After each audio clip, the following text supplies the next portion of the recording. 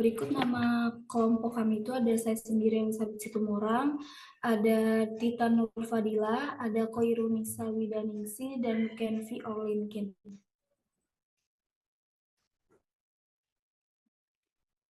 Human immunodeficiency virus atau yang biasa dikenal dengan HIV merupakan virus yang menyerang sistem kekebalan tubuh manusia dengan cara merusak sel darah putih, khususnya sel CD4.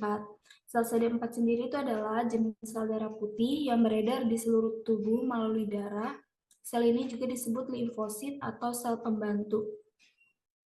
Kerusakan ini menyebabkan tubuh menjadi rentan terhadap berbagai penyakit. Infeksi HIV yang tidak ditangani dengan baik akan berkembang menjadi Acquired Immunodeficiency Syndrome atau AIDS, yaitu tahap akhir dari infeksi HIV yang ditandai dengan kondisi imunosupresif berat. AIDS seringkali dikaitkan dengan munculnya infeksi oportunistik, tumor ganas, serta gangguan pada sistem saraf pusat. Secara global, HIV atau AIDS adalah masalah kesehatan masyarakat yang kompleks karena dipengaruhi oleh faktor medis, sosial, ekonomi, budaya, dan perilaku, di mana berdasarkan data dari Kementerian Kesehatan Republik Indonesia tahun 2022, jumlah kasus HIV yang tercatat pada tahun 2021 mencapai 36.902 kasus, dengan mayoritas penderitanya berada pada kelompok usia produktif.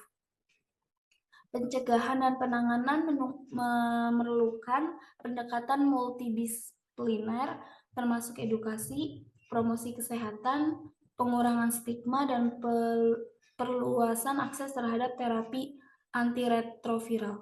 Next.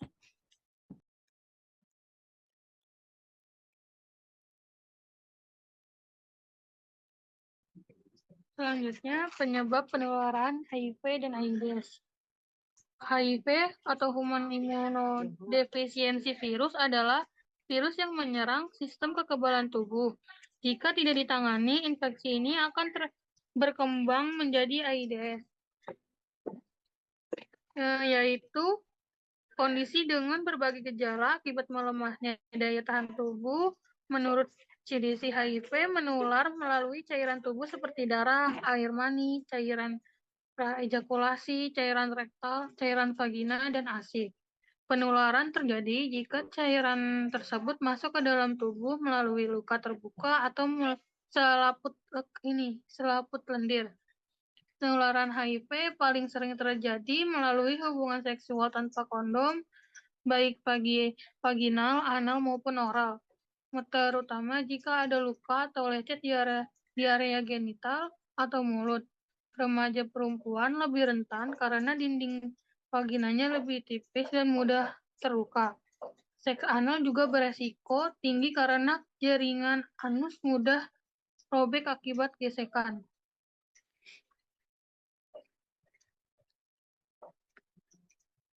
Selanjutnya, penyebab penularannya selain melalui hubungan seksual, HIV juga bisa menular melalui 1. Penggunaan jarum suntik bersama dengan orang yang terinfeksi, 2. Pelaratan tato atau tindik yang tidak steril, yang ketiga memiliki penyakit menular seksual seperti chlamydia atau gonore yang memperlemah sistem imun. Yang terakhir, yang keempat, penularan dari ibu ke bayi selama kehamilan atau saat menyusui. Selanjutnya, gejala HIV dan AIDS. Gejala HIV dan AIDS terdiri dari 4 stadium, yaitu pada tahap pertama, HIV belum menimbulkan gejala yang jelas sehingga kurang disadari. Penderita belum masuk kategori AIDS meskipun virus sudah aktif dalam tubuh.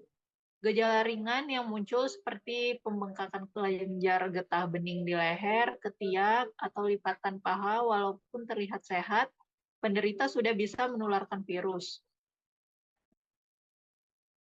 Pada tahap kedua, sistem kekebalan tubuh mulai melemah. Gejala umum yang terjadi antara lain penurunan berat badan tanpa sebab yang jelas, kurang dari 10% dari berat badan sebelumnya.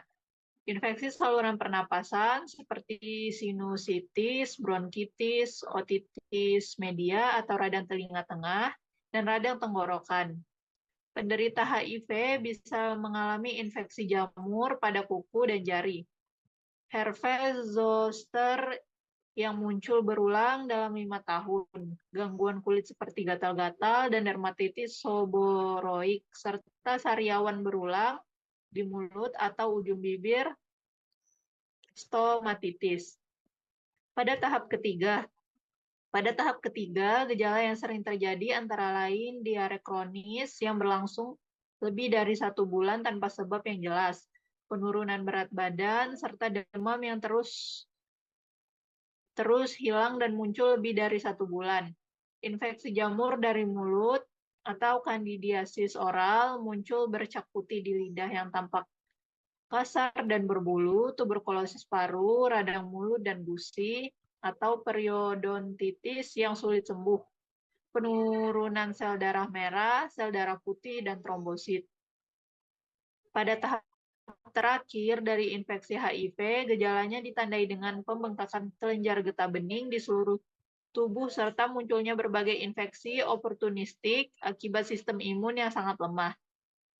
Gejala umumnya seperti pneumonia, pneumositis yang menyebabkan kelelahan berat, batuk kering, sesak nafas, dan demam. Seperti infeksi bakteri parah, infeksi tulang dan sendi, radang otak, serta herpes simplex kronis yang menyerang area genital dan sekitar bibir.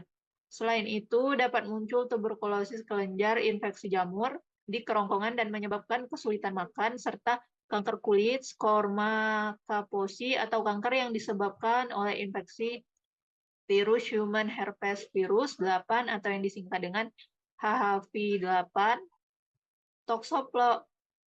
toksoplasmosis cerebral, yaitu infeksi toksoplasma otak menimbulkan abses otak, penurunan kesadaran, kondisi tubuh ODH sudah sangat lemah sehingga yang dilakukan terbatas. Next.